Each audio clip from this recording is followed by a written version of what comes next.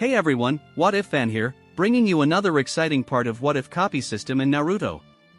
You can find the fanfic title and the original author's name on my Patreon page. Make sure to check it out and show them some love. If you enjoy the video, don't forget to like, subscribe, and ring that notification bell so you never miss an upload. Quick update. What If Ichigo Awoke his true powers is now finished, since we're at the end of the story. So now, I need your help picking the next project for the channel. I'm currently deciding between these three fanfics. What if Gacha system in Modern Family World? What if Transmigrated in Bleach World? What if Transmigrated in One Piece and becoming a Marine?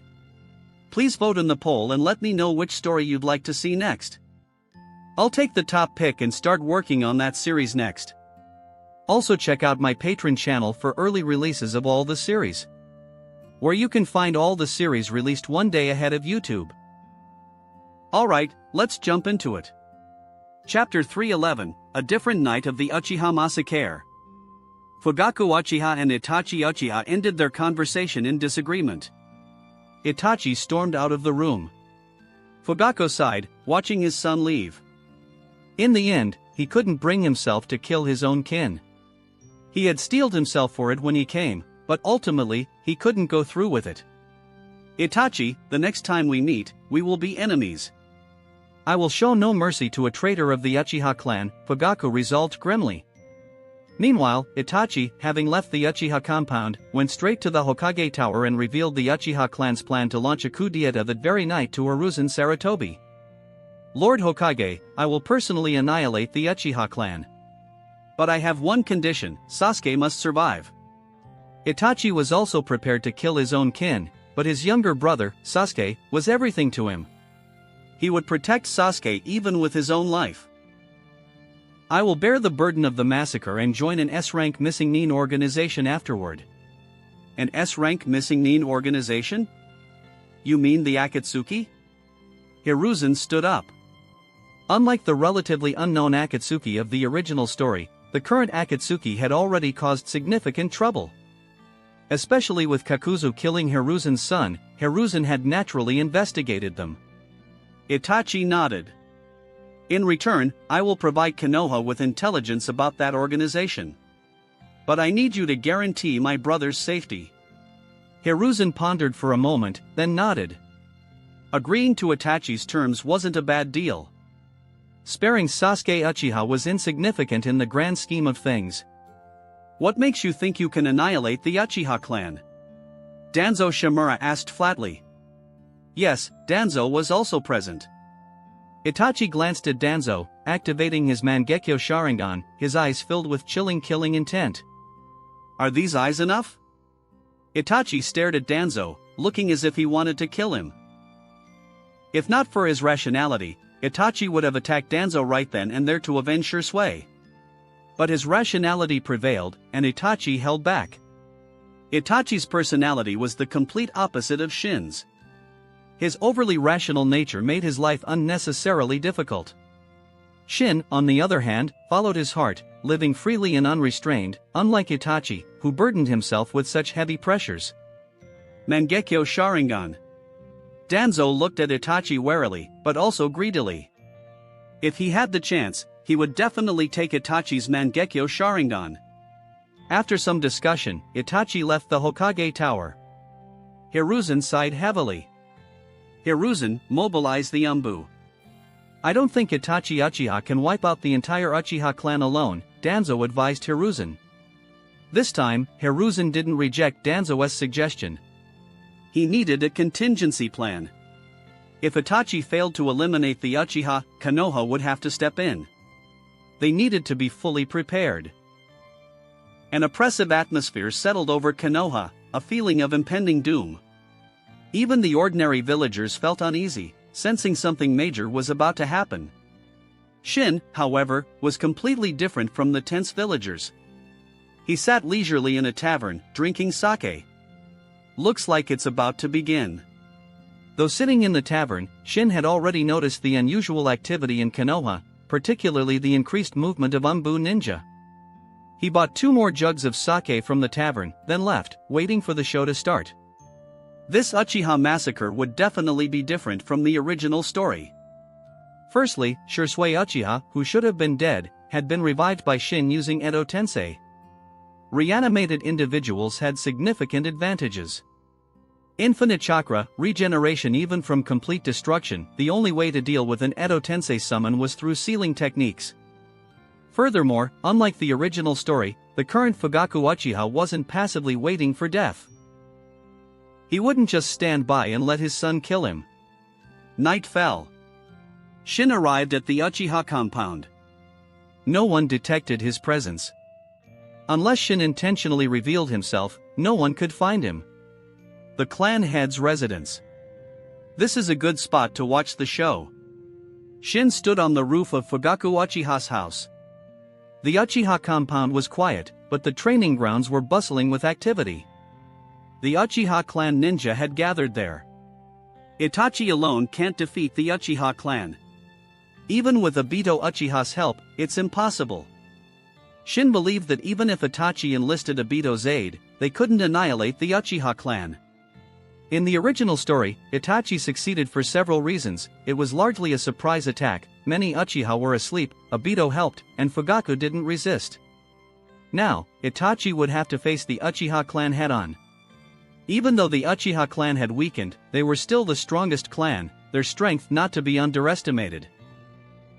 Especially their Jonin and elite Jonin, the Uchiha had many, and most were elites. Since Shin had already intervened, he wouldn't let the Uchiha massacre follow the original script. Even if Konoha managed to destroy the Uchiha clan now, they would pay a heavy price, unlike the effortless annihilation in the original story. Konoha truly is plagued by disasters. Shin sighed dramatically. Then he touched his nose, realizing he probably shouldn't be the one sighing, considering some of Konoha's disasters were his fault. Has Itachi Uchiha returned? Shin looked towards the outskirts of the Uchiha compound.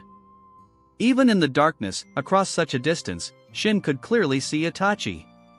Should I copy Itachi Uchiha's Mangekyo Sharingan? Shin considered it. Honestly, he wasn't interested in Itachi's specific Mangekyo abilities. What Shin was interested in were Itachi's three sacred treasures.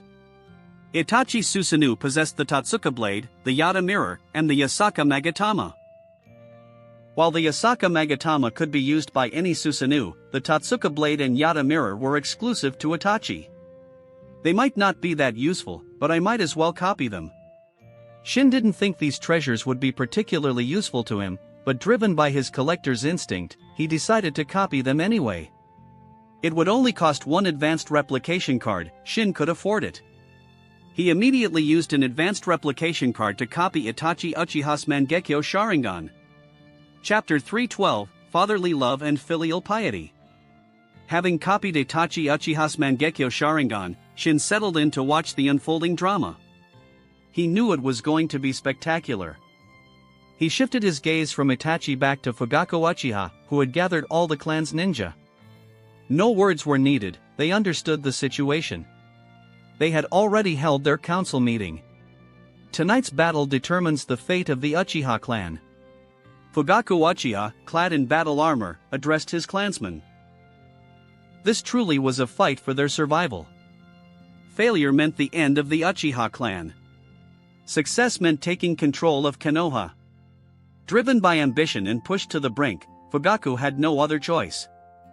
Fight to the death for the Uchiha.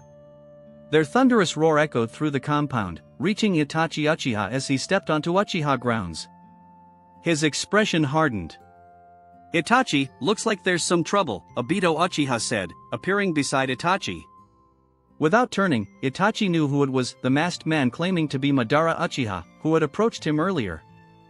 Whether he was truly Madara didn't matter to Itachi, what mattered was whether he could help. For the legendary Madara Uchiha, is this truly considered trouble?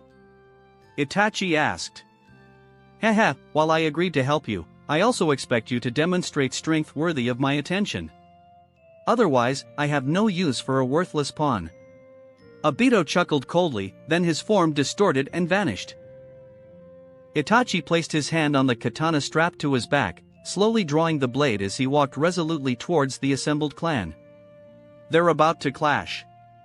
I wonder what expression Itachi will make when he sees Shisui, Shin mused, a rare look of anticipation in his eyes.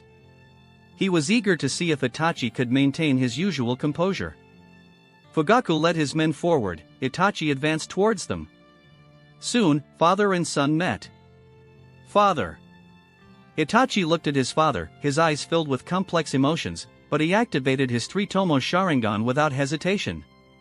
Itachi, you still chose this path? To stand against your family? Does the Uchiha clan hold nothing worth cherishing for you?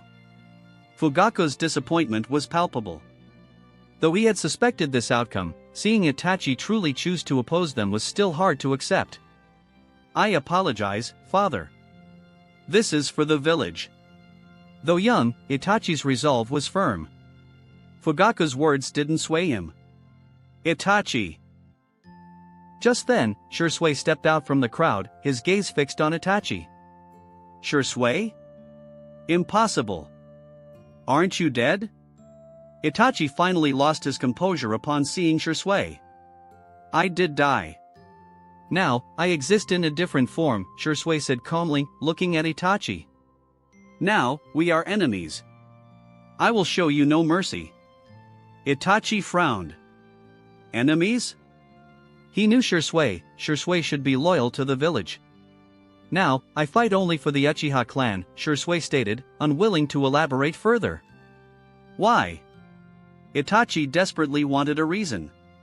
He had never imagined facing Shisui like this. And how was Shisui alive? Itachi sensed a conspiracy.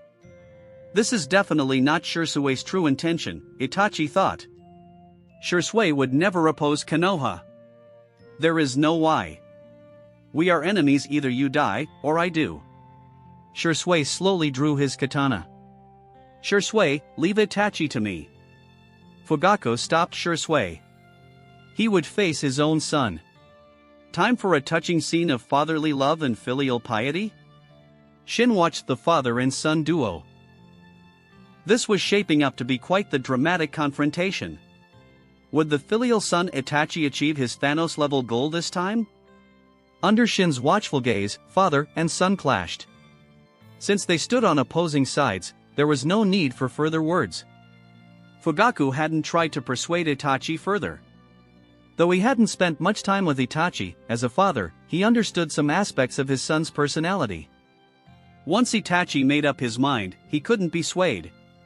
Clang! A kunai met a katana, sparks flying.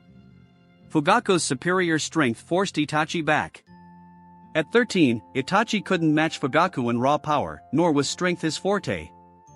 Fire style, Phoenix Sage Fire Technique. Itachi formed hand seals rapidly, 6 seals per second, spewing flames from his mouth that attacked Fugaku from all directions. Fugaku activated his three-tomo Sharingan. The incoming flames appeared slowed several times over, allowing Fugaku to see their trajectory clearly. Dodging the attacks wasn't difficult. He weaved left and right, avoiding Itachi's assault while rapidly closing the distance. Itachi knew he couldn't win a direct confrontation with his father. He maintained distance, attacking with ninjutsu, engaging Fugaku in a running battle. Fire style, Great Dragon Fire Technique. Fugaku formed hand seals while advancing, unleashing the B-rank jutsu. If it hit Itachi, it would undoubtedly kill him. Unless one reached 6 paths level, a ninja's body was fragile. A single kunai could be fatal, let alone a direct hit from a ninjutsu. Itachi channeled chakra to his right foot, stomped hard, and burst forward with incredible speed, twisting his body to evade the attack. The fire dragon slammed into the ground, leaving a large, scorched crater. Fugaku hadn't held back at all. Truly fatherly love and filial piety. I thought they might hold back a little. Shin observed the battle. Neither father nor son showed any mercy. Every attack was aimed to kill. But it made sense. Itachi was determined to wipe out the Uchiha clan, so he wouldn't hold back. And Fugaku, as a father, couldn't tolerate his rebellious son. In a sense, Itachi truly was a great rebel, helping outsiders against his own people, including his blood relatives. Regardless of perspective, this was undeniably treachery. Chapter 313, beyond Hiruzen Sarutobi's control. "Father, I'm sorry." Itachi Uchiha, after dodging another of Fugaku's attacks, activated his Mangekyo Sharingan. Tsukuyomi. Ordinary techniques were useless against Fugaku. Itachi had no choice but to use his Mangekyo Sharingan's power. He pulled Fugaku into the Tsukuyomi's illusionary realm, a space where time, mass, and reality itself were under Itachi's complete control. Within the Tsukuyomi world, Itachi was ruthless. He showed no mercy, binding Fugaku and repeatedly stabbing him with a sword. After enduring prolonged mental torture, Fugaku finally managed to break free using the power of his own Mangekyo Sharingan. As Fugaku escaped, Itachi suffered the backlash of the Genjutsu, blood tears streaming from his left eye. "I didn't expect you to have awakened the Mangekyo Sharingan too, father." Itachi clutched his bleeding eye, staring at Fugaku in shock. He truly hadn't known. It wasn't surprising. Fugaku had kept his Mangekyo Sharingan a closely guarded secret, telling no one. In terms of strength, Fugaku Uchiha was definitely not weaker than Shisui Uchiha. "Don't waste time here. I'll handle this traitor. Go to the Hokage Tower." Fugaku commanded the clansmen behind him, his face pale. The mental torture within Tsukuyomi had taken a toll, leaving him spiritually wounded. Fortunately, he escaped quickly enough to avoid severe damage. "Clan head, be careful." Shisui led the Uchiha ninja towards the Hokage Tower. Not a single Uchiha offered to stay and help Fugaku. This was a matter between father and son, they couldn't interfere. Just as Shisui led the clan out of the Uchiha compound, they were intercepted by Umbu ninja. "Kill them." Shisui attacked first, demonstrating why he was known as Shisui of the Body Flicker. His figure flickered, appearing instantly before an Umbu ninja. His kunai slit the man's throat without hesitation. He continuously used his advanced body flicker technique. If he were alive, he would have to consider the strain on his body. Shisui's body flicker, while powerful, caused significant damage to the user with its explosive bursts of speed. However, Shisui was currently in his Edo Tensei state. He didn't care about physical strain. Even if his body was destroyed, it would regenerate. With infinite chakra and immunity to fatal injuries, Shisui's strength was amplified considerably. Normally, reanimated individuals couldn't access their full power. But Shin's version of Edo Tensei allowed Shisui to fight at his absolute peak. Shisui showed the Umbu ninja the meaning of terror. Combined with the other Uchiha clansmen, they killed dozens of Umbu ninja in less than 3 minutes. Umbu members were not weak, only skilled ninja could join their ranks. Yet dozens had fallen in such a short time. Root ninja were also present, but seeing the Umbu being slaughtered, they remained hidden. Following Danzo's orders, they were cunning and wouldn't needlessly sacrifice themselves. Why is Shisui doing this? Is that Edo Tensei? Hiruzen Sarutobi, observing the Uchiha compound through his telescope technique, couldn't sit still any longer. Dozens of elite ninja dead in an instant, even Konoha, with its vast resources, couldn't afford such losses. Especially not now, when Konoha was arguably at its weakest since its founding. It was an era caught between generations. Not that Konoha lacked talent, it was a cradle of geniuses. Shisui Uchiha and Itachi Uchiha were prime examples. But one was dead, or so he thought, and the other was about to defect. Without them, Konoha relied solely on Hiruzen to hold the line. Kakashi Hatake, once a genius, had become disillusioned. Besides, the Sharingan was a burden for Kakashi, reaching Kage level would be difficult for him. He could hold his own against most opponents, but prolonged battles would inevitably lead to defeat, the typical Konoha's copy ninja, Kakashi of the Sharingan scenario. Hiruzen rushed towards the Uchiha compound, bringing a large contingent of ninja with him. Reinforcements were crucial, the situation had spun out of his control. Inform Danzo to come here immediately. Hiruzen ordered an Umbu ninja while en route. This was serious, Danzo had to come, even if Hiruzen had to issue a direct order. Otherwise, Konoha would suffer catastrophic losses. If Konoha was severely weakened internally, the consequences were predictable.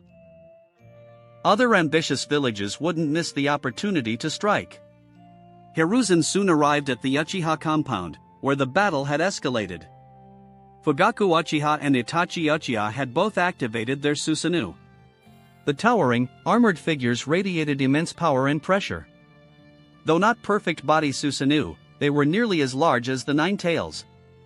Hiruzen knew their destructive potential. Upon arriving, Hiruzen encountered Shisui Uchiha. Looking at Shisui, Hiruzen felt a complex mix of emotions. "Shisui, are you being controlled?" Hiruzen asked.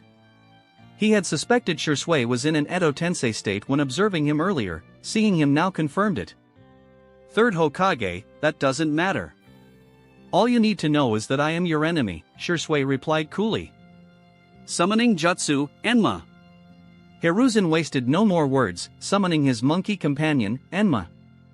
Enma was one of the strongest summons, second only perhaps to the sages of the three big sage regions.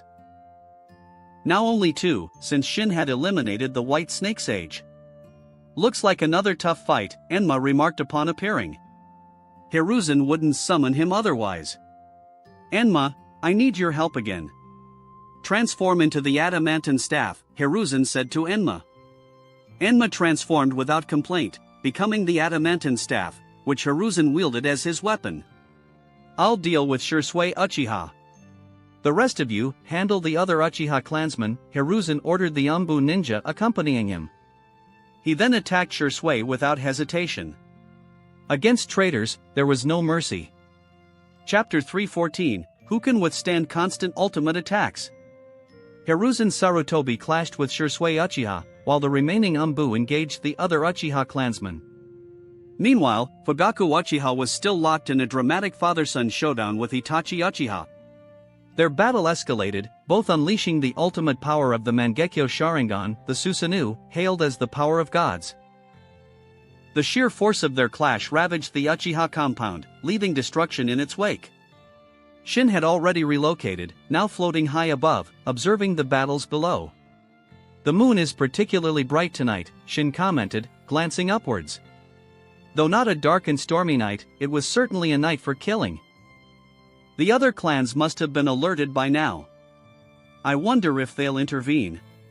The sheer scale of the battle, especially the clash between Fugaku and Itachi's Susanoo, sent shockwaves far and wide. If the other clans remained unaware after such commotion, they might as well be dead. Whether they would actually get involved, however, Shin couldn't say. Though most clans disliked the Uchiha, they might not necessarily kick them while they were down. Shisui Uchiha had already activated his Mangekyo Sharingan and manifested his Susanoo. Without it, Shisui truly couldn't contend with Hiruzen Sarutobi. Despite Hiruzen's age, his combat prowess was formidable, especially with the enhancement provided by his summon, Enma.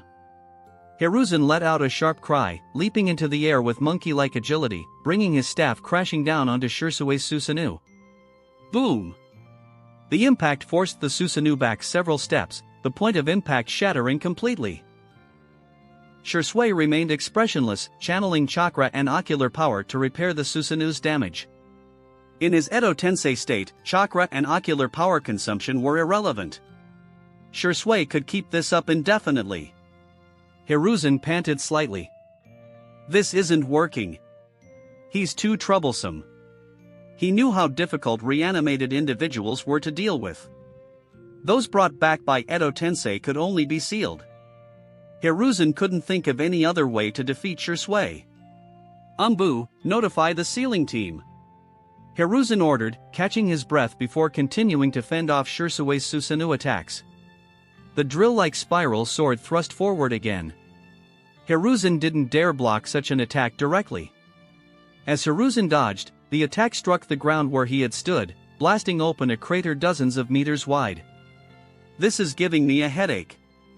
Hiruzen genuinely had no good counter for Susanoo, an ultimate technique combining offense and defense. If Shisui weren't reanimated, Hiruzen could simply outlast him. The chakra and ocular power drain of Susanoo was immense, even Kage-level shinobi couldn't maintain it for long. But trying to win a battle of attrition against an Edo Tensei summon? Only an idiot would consider that. Boom! The chest armor of Shirsui's green Susanoo opened, revealing an orange Magatama suspended within. It unleashed countless verdant chakra arrows. This time, Shirsui's target wasn't solely Hiruzen, though Hiruzen was caught within the attack's radius. Use defensive jutsu.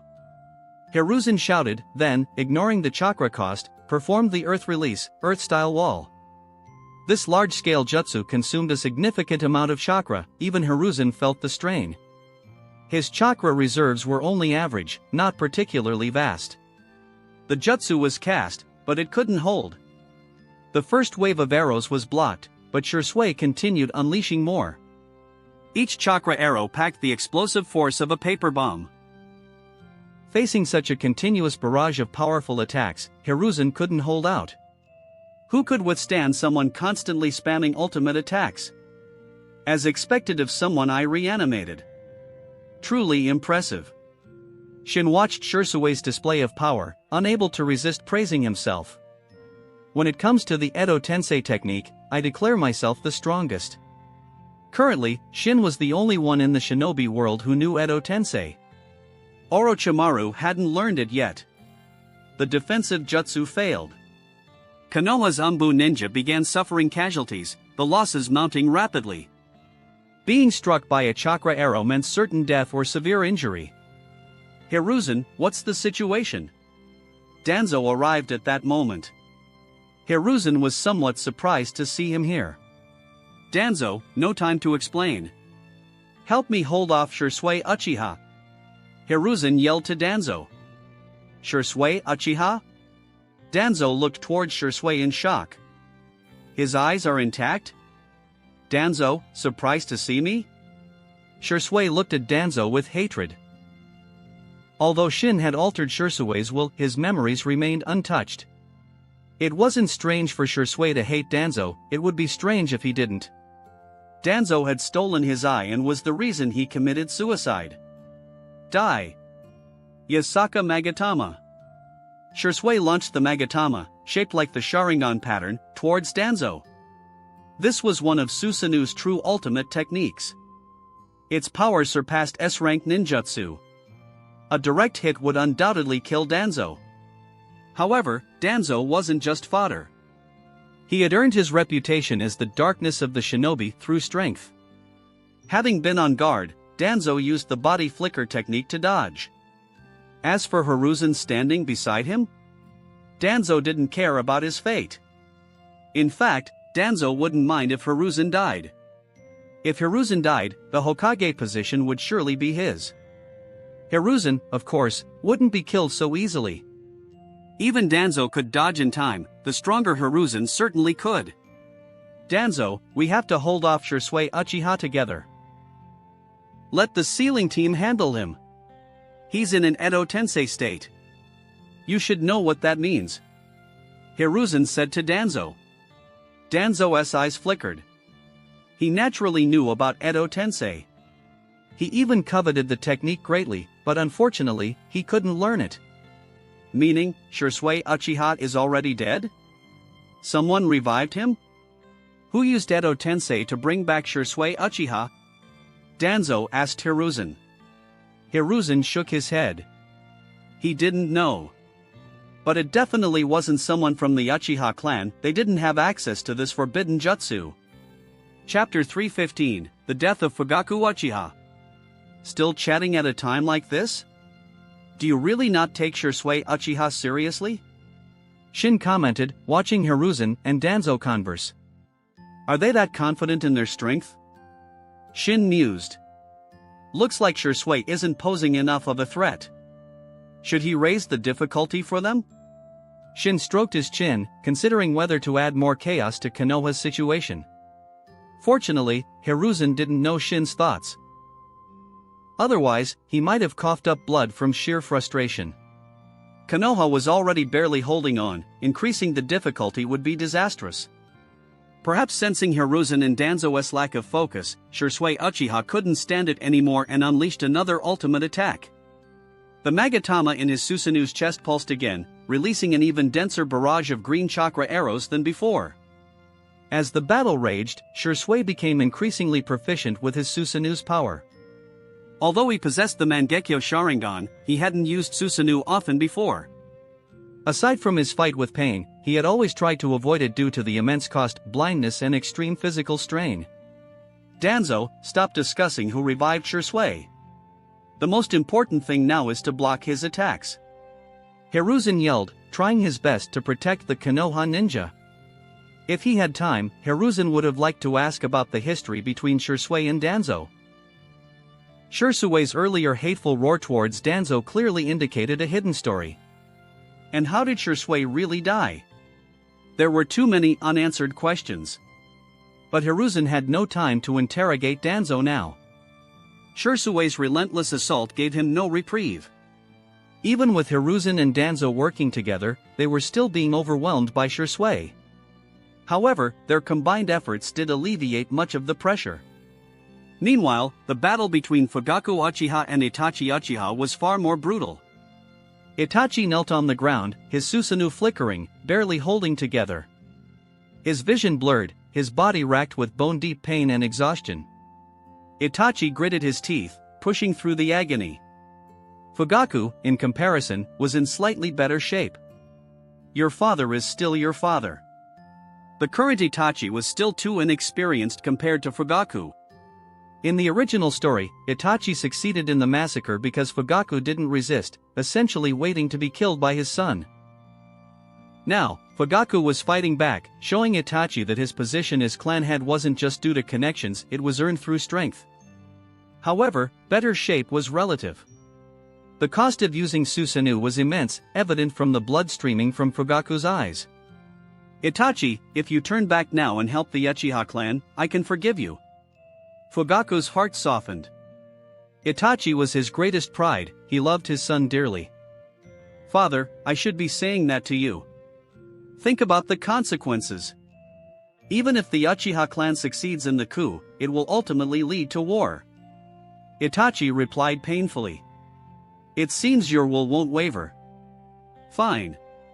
Consider me without a son then. Fugaku's face was expressionless, but his sorrow was palpable. Father fighting son, it was too cruel. I'm sorry, father. After apologizing, Itachi Susanoo wielded the Tatsuka blade, a spirit weapon formed from chakra with no physical form, and thrust it towards Fugaku. Anyone pierced by the Tatsuka blade would be sealed away forever in a genjutsu world of drunken dreams. The Tatsuka blade pierced through Fugaku's Susanoo, heading towards Fugaku himself, who stood within the construct. If struck, Fugaku would inevitably be sealed. Sensing the imminent danger, Fugaku abandoned his Susanoo, narrowly dodging his son's attack. From now on, I will show no mercy.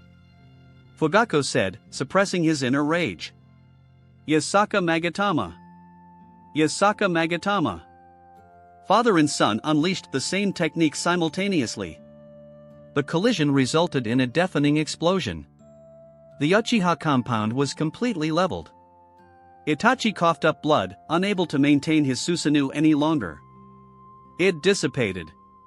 He quickly swallowed a handful of soldier pills, replenishing some of his depleted chakra. Fugaku also deactivated his Susanoo. He couldn't maintain it either. The drain was too great. It wasn't a lack of chakra that forced Fugaku to stop, but insufficient ocular power. Compared to Itachi, Fugaku's ocular power was average. His vision blurred completely, Fugaku's eyes were on the verge of blindness. This was normal. Fugaku had used his Mangekyo Sharingan before in dangerous situations, already consuming much of its power. Stab!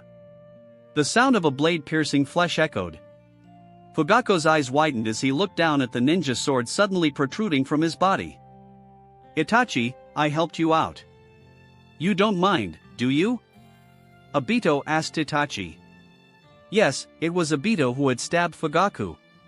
He had been observing their fight the entire time. When Fugaku deactivated his Susanoo, his attention focused entirely on Itachi. Obito seized the opportunity to launch a surprise attack.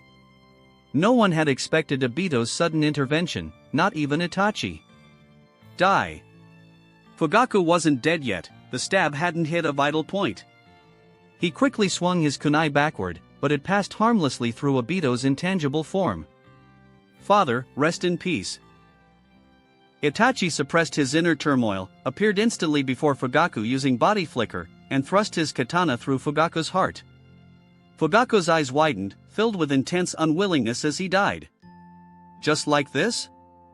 Dying so unjustly? Fugaku couldn't accept it. Amaterasu.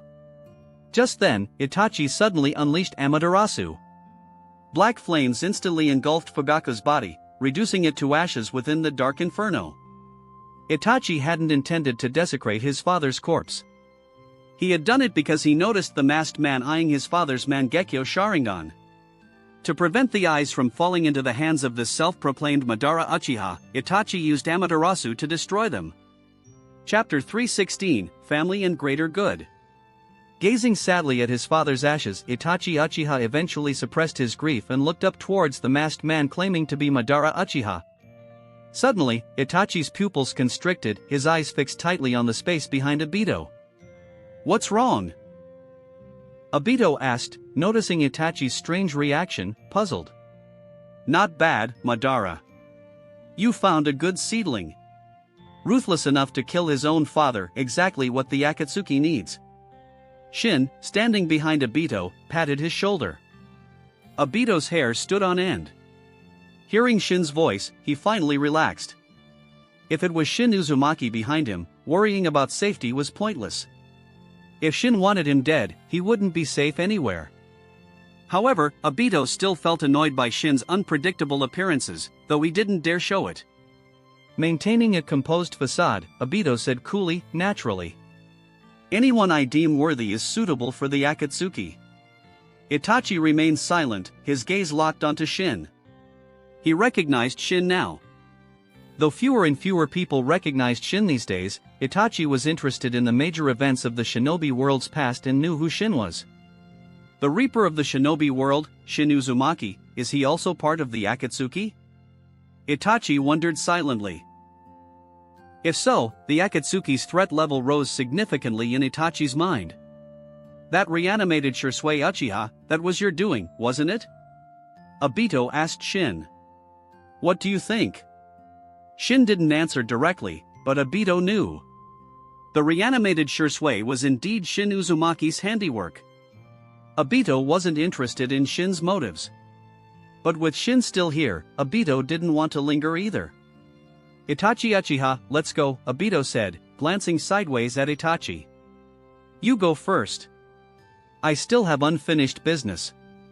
Itachi looked towards the ongoing battle between the Uchiha clansmen and the Konoha ninja. His unfinished business was helping Konoha completely annihilate the Uchiha clan, while minimizing Konoha's casualties. If Konoha suffered heavy losses, it could trigger another shinobi world war. Itachi had experienced war. Though young during the Third Shinobi World War, he had witnessed its horrors firsthand. Mature beyond his years, Itachi didn't want to see rivers of blood flow again, didn't want to see countless deaths. This was why Itachi chose the village over his clan. His rational mind told him to sacrifice the few for the many. The Uchiha clan couldn't be saved, it was better to sacrifice them to prevent a larger war. If a shinobi world war erupted, the casualties would be 100 times worse. Itachi's patricide was treacherous yet arguably justifiable from the perspective of the greater good. From a moral standpoint, Itachi's actions might seem noble, but he wasn't the kind of person suitable for friendship. You could never know if he might sacrifice you one day for the greater good.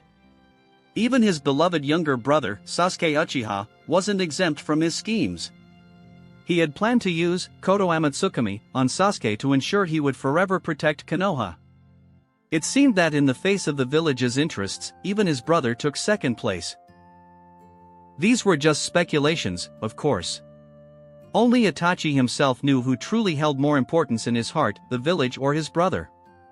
Obito frowned. Itachi refusing to leave was troublesome.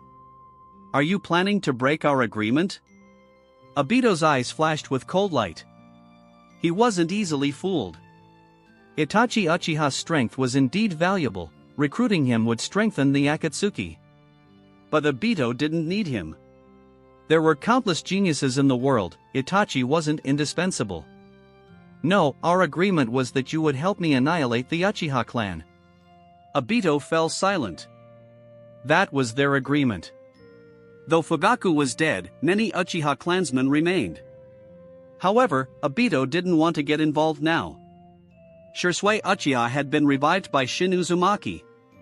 This might be part of Shin's scheme and Obito didn't want to get entangled. When I finished here, I will naturally go to the Akatsuki, Itachi said. He did intend to join. He had already promised Hiruzen he would infiltrate the Akatsuki as a spy. But before joining, Itachi had to resolve the Uchiha clan problem. After speaking, Itachi used body flicker and rushed towards the distant battlefield. Obito didn't stop Itachi.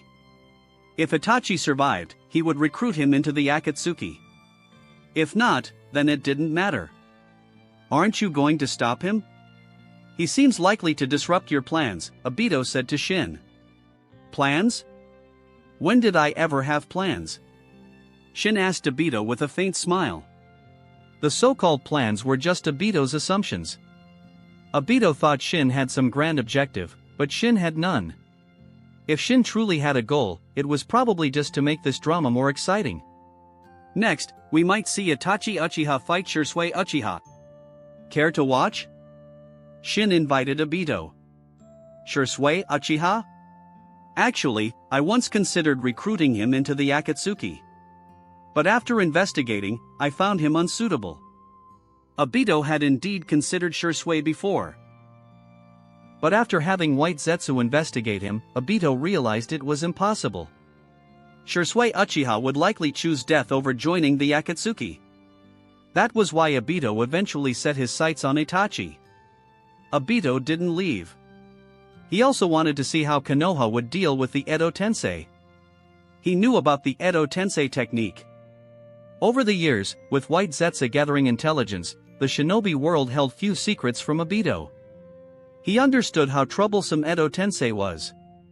Even Obito himself had no easy counter against it. Shin looked over. After Itachi arrived, he didn't immediately engage Shisui. Instead, he cooperated with Konoha's Umbu ninja, beginning to slaughter the Uchiha clansmen. Quite ruthless towards his own clan, Shin commented, watching Itachi kill without mercy. Then Shin glanced at Obito. Those dying were all Uchiha. As an Uchiha himself, Obito showed no reaction. But that made sense. Obito only cared about Rin no Era, the lives of others were irrelevant to him. Chapter 317, Traitors Deserve a Terrible Death. Itachi Uchiha. You traitor!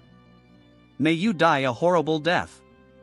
An Uchiha Jonin, on the brink of death, roared furiously at Itachi. Itachi's hand trembled slightly, then his resolve hardened. He continued reaping the lives of his clansmen. Even his father, Fugaku Uchiha, couldn't sway him. The curses of others meant even less, they couldn't shake his determination. Kill the traitor Itachi Uchiha. Cleanse the Uchiha clan. Some Uchiha clansmen gathered, charging towards Itachi together. In that moment, even their enemies, the Konoha ninja, became secondary. Itachi Uchiha was their primary target. No one tolerates a traitor. Enemies might be forgiven, but betrayal never is. Itachi Uchiha was undeniably a traitor, one who betrayed his own family. And earlier, to break their spirit, Itachi had already told them he had killed Fugaku Uchiha. This fueled their hatred even further. A patricidal traitor worse than an animal. Such a traitor had to be eliminated, he was a stain on the Uchiha clan's honor. Always obsessed with the clan. Shackled by narrow-minded thinking. It's time for you, along with the Uchiha clan's ambitions, to sleep eternally. Itachi spoke, his voice devoid of emotion. Such words, coming from a mere 13-year-old, seemed jarring. Could someone who spoke like this truly be just a boy? Itachi Uchiha, you still don't understand that human nature is inherently selfish, Shin thought, shaking his head as he heard Itachi's words. This Uchiha coup wasn't necessarily narrow-mindedness. They were fighting for their own future. For the Uchiha clan, it was kill or be killed. Rather than die meekly, they chose to fight back. The battle raged on, but it was nearing its end. Konoha ninja reinforcements continued to arrive, vastly outnumbering the Uchiha. Combined with Itachi's ruthless slaughter, only a few Uchiha clansmen were left fighting. The rest had fallen. Not a single one surrendered. The Uchiha clan had backbone, fueled by their innate pride. They would rather die than surrender. "Danzo, are you alright?" Hiruzen Sarutobi caught Danzo as he was sent flying, asking with concern.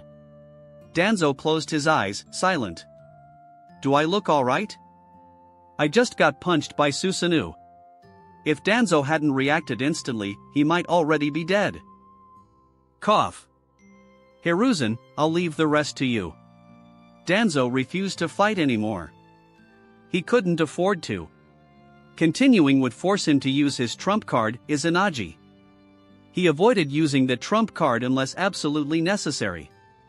It was a troublesome technique, usable only with the Sharingan. Izanagi was a forbidden dojutsu, requiring at least a 3-tomo Sharingan to activate.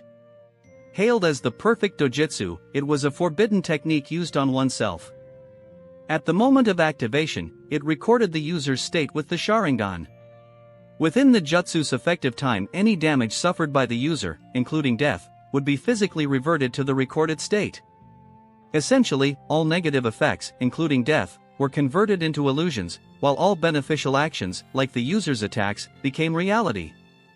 A jutsu that freely manipulated reality and illusion, that was Izanagi. This dojutsu was incredibly broken, but the cost was immense. The Sharingan used to activate Izanagi would be permanently blinded. Danzo had plenty of Sharingan implanted on his body, but he dared not use Izanagi recklessly. Hiruzen wouldn't easily let it slide. Danzo understood the stakes. Unless his life was truly in danger, he wouldn't use it. "Alright, Danzo, rest." Hiruzen allowed Danzo to withdraw. He would face Shisui Uchiha alone.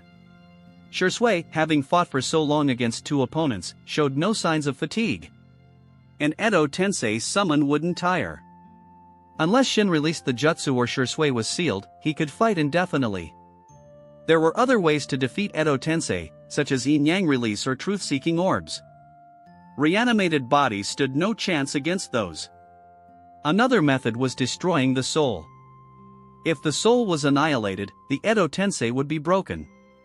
However, besides sealing, Konoha lacked the means to deal with Shisui. "Lord Hokage, leave Shisui to me," Itachi Uchiha approached Hiruzen. "Itachi, can you handle him?" Hiruzen asked gravely. "I'm not sure." Itachi admitted truthfully. He had no certainty of victory. Itachi said nothing further. The masked man claiming to be Madara Uchiha might be watching. Itachi didn't want to appear too close to Hiruzen, lest he arouse suspicion. However, Obito was already suspicious. Even without hearing their conversation, Obito grew wary. Itachi Uchiha plans to infiltrate the Akatsuki as a spy. Shin leaned towards the suspicious Obito and informed him. "Is that so?" Obito's gaze turned cold. "He thinks he can fool me? Treat me like an idiot? Even if that's the case, you're just using his strength anyway. Whether he's a spy or not doesn't really matter." Obito fell silent. Shin Uzumaki was right. He only wanted to utilize Itachi's strength. Or rather, everyone in the Akatsuki was a tool for him to use. He had initially considered eliminating Itachi, but Obito decided against it for now. He might as well use him to the fullest. As for Itachi being a spy, Obito would assign someone to watch him. Leaking some insignificant information wouldn't matter. Later, he would inform Nagato Uzumaki, testing Nagato's abilities by having him deal with Itachi. The battle between Itachi Uchiha and Shisui Uchiha began. Itachi didn't use Susanoo, his current condition couldn't support it. Relying on his agility, Itachi fought Shisui, but his attacks felt like mere scratches. Susanoo's defense was formidable. Even S-rank ninjutsu couldn't completely break through it. Itachi's ninjutsu attacks were useless. Itachi actually knew Susanu's weakness, the ground beneath the user's feet. For non-perfect body Susanoo, the user still stood on the ground, an area unprotected by the Susanu's defense. But knowing the weakness didn't help. Itachi didn't have any jutsu that could attack from underground. He hadn't studied Earth Release extensively. Even knowing the weakness, he couldn't exploit it. Chapter 318, The Curtain Falls. Shursui, can we stop and talk? Itachi asked, trying to catch his breath as Shursui prepared to attack again. Itachi, what do you want to talk about? Shursui's gaze flickered, and the Susanoo he commanded paused its assault. Seeing Shursui halt, Itachi felt a small measure of relief. It seems Shin Uzumaki doesn't have complete control over him. Shursui, attacking Konoha like this, it's not what you truly want, is it? You're wrong, Itachi. This is what I want. Whatever my past beliefs were, now I fight only for the Uchiha clan. Shursui's tone was resolute, making it clear to Itachi that persuasion was futile. Itachi didn't understand. What had happened to Shursui after being reanimated by Shin Uzumaki? His thinking had changed so drastically, almost as if his mind had been altered. Wait. Altered mind? In an instant, Itachi thought of a way to deal with the reanimated Shursui. Shursui, it seems I must use the power you left behind, against you. Itachi bit his finger, quickly forming hand seals for a summoning jutsu. He summoned a crow. One of the crow's eyes held Shursui Uchiha's Mangekyo Sharingan, identical to the one the reanimated Shursui possessed. Koto Amatsukami. Itachi activated Koto Amatsukami, altering the reanimated Shursui's will, returning him to his former self, free from Shin's influence. Actually, it wasn't quite freeing him from Shin's control, because Shin hadn't been controlling Shursui directly.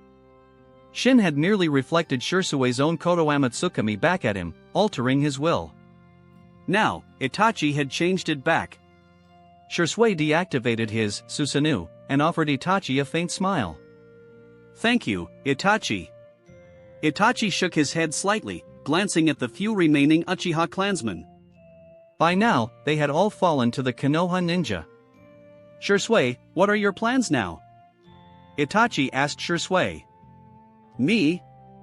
I no longer belong to this world. Shursui looked wistfully at Konoha. He was already dead. He wouldn't cling to life in this reanimated state. But first, I need to seek revenge against Shin Uzumaki. Shursui's gaze hardened as he thought of Shin. He had caused immense damage to Konoha, nearly 100 Konoha ninja had died by his hand. Shursui felt his actions were unforgivable. To lessen his guilt, Shursui decided to seek out the true culprit, Shin Uzumaki, for revenge. Whether he could win or not, Shursui didn't consider. All he sought now was peace of mind, atonement for his actions. He had already died once, how much worse could failure be? Itachi said nothing more. He took one last look at Shursui, then drew a kunai and threw it towards Hiruzen Sarutobi in the distance. Without waiting for the outcome, Itachi used the body flicker technique and swiftly left Konoha. Originally, Itachi had planned to see Sasuke one last time. In the original story, after the massacre, Itachi brutally tortured Sasuke, planting the seeds of hatred within him. But now, Itachi had no chance. The Uchiha clan was destroyed. Hiruzen Sarutobi and the Konoha ninja were here. If he lingered any longer, he would never gain the Akatsuki's trust. In truth, Itachi knew he was already distrusted. He would have to find a way to regain their trust later. Hiruzen Sarutobi caught the kunai Itachi had thrown. Attached was a note. Hiruzen discreetly put it away, planning to read it later. Shursui glanced at Hiruzen and Danzo one last time, then his figure vanished into the darkness. He was going to find Shin Uzumaki. To think Itachi would break the Edo Tensei control like that. Shin knew Koto Amatsukami could break it, but he hadn't anticipated Itachi using this method. Itachi truly is clever. However, the Mangekyo Sharingan in Itachi's crow would likely be unusable for the next 10 years. Everything's over. I should leave too. Obito Uchiha used Kamui and departed. Looks like there's no reason for me to stay in Konoha either. Shin's gaze followed the direction Shisui had disappeared. Might as well deal with Shisui. Though Shin was far away, his hearing was exceptional. He had heard Shisui vowing revenge. Shin wouldn't allow someone seeking vengeance against him to remain alive. Hiruzen Sarutobi directed the Konoha ninja to clean up the battlefield, then secretly opened the note Itachi had given him. The note requested that the Uchiha massacre not be publicly attributed to a clan rebellion, preserving the Uchiha name. Itachi Uchiha declared he would bear the full blame for the massacre and asked Hiruzen to take care of Sasuke. He even threatened Hiruzen, if anything happened to Sasuke, Itachi would leak Konoha's confidential information. Having served as an Umbu captain, Itachi knew many of Konoha's secrets. However, even without the threat, Hiruzen wouldn't harm Sasuke Uchiha. One surviving Uchiha was insignificant. Besides, Sasuke's existence served as leverage to control Itachi. The curtain fell. Compared to the original story where Itachi, under Danzo's orders and with Obito's help, easily wiped out the Uchiha clan, this time Konoha itself suffered significant losses. Hiruzen had to handle the aftermath carefully. Otherwise, the repercussions could trigger another shinobi world war, something Hiruzen desperately wanted to avoid. Fortunately, the Third Shinobi World War had ended not long ago. The major villages were still recovering and wouldn't easily launch another large-scale conflict. If this had happened at a different time, the other villages would definitely have seized the opportunity to attack the weakened Konoha. Hiruzen sighed. The blame for the Umbu casualties would fall entirely on Itachi Uchiha. Hiruzen believed Itachi would willingly shoulder this burden. Tomorrow, announce Itachi Uchiha's defection. Elevate him to S-rank missing Nin status. Hiruzen instructed the Umbu ninja behind him. For Hiruzen, this was the best way to handle the situation. By blaming Itachi, the pressure on himself would be lessened considerably. However, Hiruzen decided he needed to have a serious talk with Danzo about the Shisui Uchiha matter, and also warn Danzo not to cause further trouble. Knowing Danzo, if Hiruzen didn't warn him this time, Danzo would definitely stir up more problems behind the scenes. For instance, regarding the Umbu casualties this time, if Danzo decided to make an issue of it, even Hiruzen would find it incredibly troublesome to deal with. Chapter 319, Kushina, I'm gonna bite you to death. Shin intercepted Shisui Uchiha shortly after leaving Konoha. Shin Uzumaki. Shisui glared at Shin with hatred, his killing intent palpable, his Mangekyo Sharingan fixed firmly on Shin. Such animosity. How touching. Shin chuckled, unconcerned by Shisui's hostility. Shisui was about to die permanently, no chance of being reanimated this time. Why are you targeting Konoha? Shisui demanded before attacking. Targeting Konoha? If that's what you think, then so be it. Shin didn't bother denying it, it was pointless. Susanoo. Shisui didn't waste words. Fueled by hatred, he couldn't suppress his rage. His green Susanoo, wielding its spiral sword, charged towards Shin. That's not a real Susanoo. Today, let me show you what a real Susanoo looks like. A pitch-black perfect body Susanoo materialized instantly. Its dark, malevolent form resembled a dark samurai emerged from the underworld. Shisui's attack struck Shin's Susanoo but caused no damage whatsoever. The spiral sword, capable of piercing mountains, couldn't even scratch Shin's Susanoo. Compared to a perfect Susanoo, yours is just a child's toy, a broken one, at that. Shin looked at Shisui's incomplete Susanoo, its lack of legs making it seem pathetic. A chakra katana materialized in the Susanoo's hand. Under Shin's control, it swung towards Shisui. Boom! The earth trembled. The forest where they stood was instantly cleaved in two by Shin's Susanoo, the scar extending for several kilometers. Shisui's Susanoo was naturally bisected. Shisui himself, within the Susanoo, was utterly obliterated. However, being in an Edo Tensei state, even complete physical destruction couldn't kill him. His body began to regenerate. Edo Tensei granted a form of immortality, no matter how destroyed, the body would reform. Of course, truth-seeking orbs and yin-yang release were exceptions. Truth-seeking orbs could completely erase reanimated beings, and yin-yang release black rods could permanently seal their movements. Because the destruction was so thorough, Shirsue's regeneration was slow. It took several minutes for him to fully reform. Do you understand the gap between our strengths now? Shin asked the reformed Shirsue. Shirsue remained silent. He understood the difference all too well. Fortunately, he was reanimated, otherwise, he'd be beyond dead. He couldn't even withstand a single blow. How could he possibly seek revenge? Though Shirsue hadn't expected much, the harsh reality was difficult to accept. Susanoo.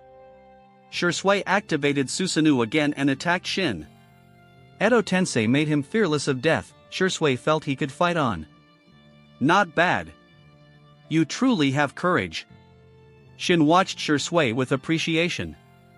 After facing that devastating slash, anyone else would likely have lost the will to fight. Shirsue's courage in attacking again was commendable. However, Shirsue's bravery was undoubtedly fueled by his reanimated state and immunity to death. Shin would soon show him that even Edo Tensei wasn't a reliable crutch for courage. With a casual gesture, a truth-seeking orb appeared in Shin's hand. He tossed it towards Shirsue. Truth-seeking orbs contained the power of all things in creation. Anyone without six paths power who touched them would vanish into nothingness. Edo Tensei bodies hit by truth-seeking orbs couldn't regenerate. The truth-seeking orb collided with Shirsue's Susanoo, instantly piercing through it. The black sphere couldn't be blocked. Besides six paths power and senjutsu, no other force could withstand the power of truth-seeking orbs. Passing through the Susanoo's defense, the orb reached Shirsue and instantly transformed into a massive black shroud, enveloping him completely. Shirsue Uchiha was erased from existence. Truth-seeking orbs possessed the power of all yin-yang and five elements, inflicting damage not only physically but also spiritually. This was why Edo Tensei couldn't recover. The soul itself was obliterated, making regeneration impossible. Done and dusted. Time to head back. Shin deactivated his Susanoo, preparing to return to the land of whirlpools. He hadn't informed the girls he was leaving this time. He wondered if they'd give him trouble. Well, I'll deal with it when I get back. Using Yamatsu Hirasaka, Shin returned to the land of whirlpools, arriving back home. Where did you run off to? As soon as Shin returned, Kushina confronted him, hands on her hips, asking irritably. Felt stuffy at home, so I went out for a stroll.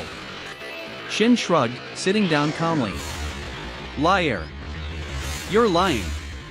Kushina instantly saw through his lie. It definitely wasn't as simple as going for a stroll. You can tell? Shin looked at Kushina, surprised. Ha! So you were lying. I'm going to bite you to death. Kushina pounced on Shin, biting down without mercy. After a long while, Kushina finally released him. Seeing Shin's pained expression, Kushina wore a triumphant smile. No scent of another woman on him. Guess he wasn't cheating, Tsunade sniffed pointedly as she walked past Shin. Tsunade, you're going too far, accusing me of cheating. Shin pinched Tsunade's cheek, annoyed. You dare pinch my face? Do you want to die? Tsunade's eyes widened, a flash of displeasure crossing her face. Shin had gotten bold. Yeah, I pinched your face. Got a problem with it? If you do, let's go discuss it in the bedroom. Shin continued pinching Tsunade's cheek, completely unafraid of her anger. Tsunade was likely fuming but speechless. She glared at Shin resentfully. How dare he say such things? What will Kushina and the others think? Besides Kushina, Makoto, Konan, and Mei Terumi, the two little girls, Hinata and Karen, were also present. He has no sense of propriety. Tsunade rolled her eyes irritably at Shin. So timid. Aren't you usually tough? Shouldn't you be confronting him head-on? Kushina, seeing Tsunade's embarrassment, felt a surge of satisfaction. She taunted Tsunade relentlessly. Chapter 320, Hinata, Who's Too Shy. Kushina rubbed her cheeks, which were red not from shyness, but from Shin pinching them. Earlier, Kushina had deliberately provoked Tsunade, trying to start a fight. Shin, naturally, had to punish her a little. Damn it! I'll bite you to death next time. Kushina threatened Shin, flailing her arms. Makoto, don't hold me back. I'll show him how fierce Kushina Uzumaki can be. I'm not holding you back. Go ahead, Makoto said with a smile. Kushina looked at Makoto resentfully. Why wasn't she playing along? Come here, Kushina. Let's see how you'll show me. Come on, why are you hiding so far away? Shin chuckled. I'm not going over there. I'm not an idiot. I won't walk right into your bullying. If you want to bully someone, go bully Makoto. Kushina pointed at Makoto, who was sitting right beside her. Makoto's smile froze for a split second, then she shot Kushina a dark look. Under Makoto's glare, Kushina felt a bit embarrassed, a pang of guilt rising within her.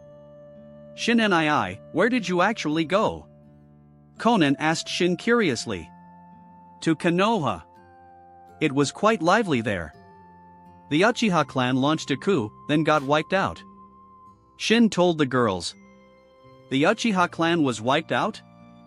Mei Terumi exclaimed in surprise, then looked towards Makoto. Makoto's expression flickered for a moment.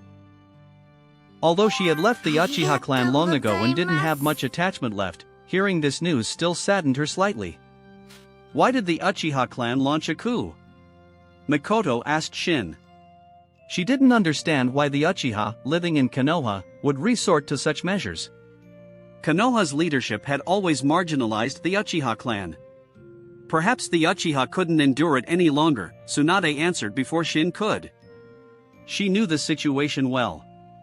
Even before she left Konoha, the Uchiha clan had faced constant discrimination.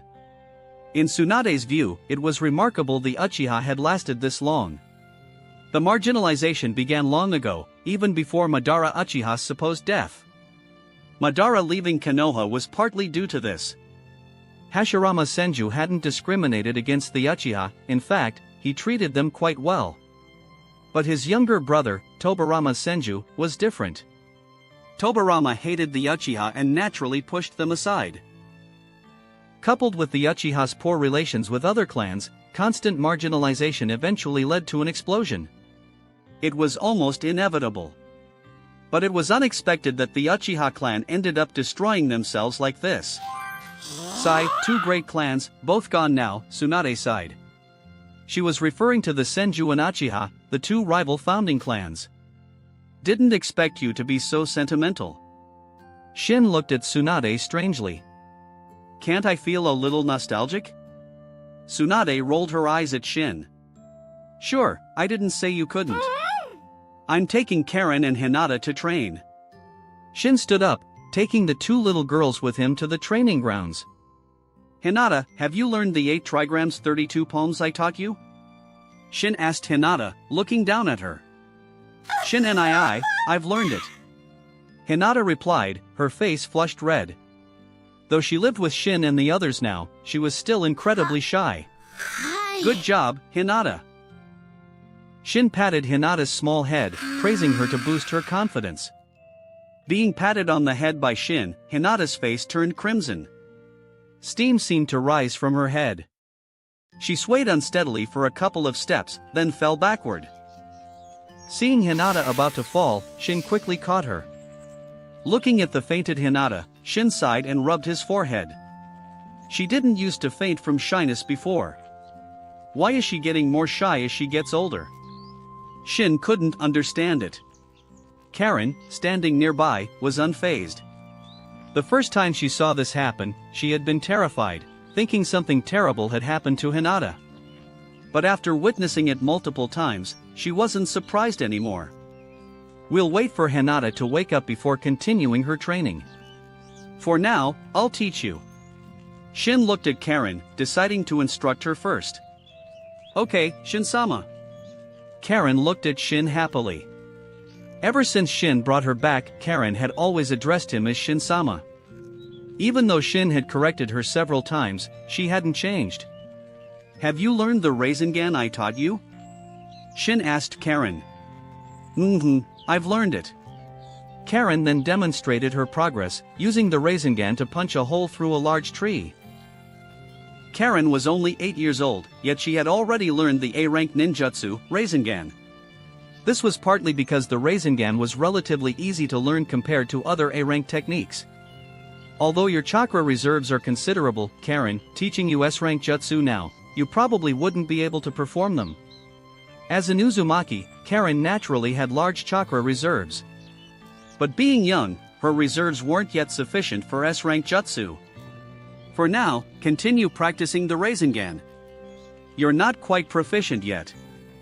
Then, I'll teach you the Uzumaki clan's sealing jutsu.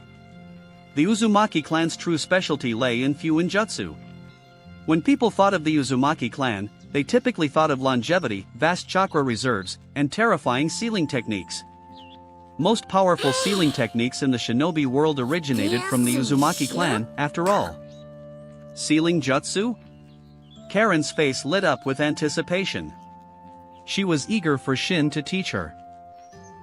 Until now, Shin had focused on teaching Karen ninjutsu, not Fuinjutsu. He wanted her to master one thing at a time. Learning too much at once could lead to mastering nothing. Now that Karen had made progress in ninjutsu, she was ready to start learning Fuinjutsu. Practice the Rasengan first. Then I'll teach you sealing jutsu, Shin said to the eager Karen with a smile. When you want to practice sealing jutsu later, you can ask Kushina to teach you. I'm sure Kushina would be happy to help, Shin added. Kushina enjoyed teaching. If Karen asked her for guidance on Fuinjutsu, Kushina would definitely agree enthusiastically. Can't Shin-sama teach me? Of course, I can teach you. But if I'm busy, you can ask Kushina. If I have time, naturally, I'll guide your training. That wraps up this part of What If Copy System in Naruto. Thanks so much for listening. As always, new parts drop every 4 days, so be sure to stay tuned. Quick reminder. What If Ichigo Awoke His True Powers is now finished, since we're at the end of the story. So now, I need your help picking the next project for the channel. I'm currently deciding between these 3 fanfics. What If Gacha System in Modern Family World? What If Transmigrated in Bleach World? What If Transmigrated in One Piece and Becoming a Marine? Please vote in the poll and let me know which story you'd like to see next. I'll take the top pick and start working on that series next. Also check out my Patreon channel for early releases of all the series, where you can find all the series released one day ahead of YouTube. If you enjoyed the video, don't forget to like, subscribe, share it with your friends, and please consider supporting the original author as well. See you in the next one.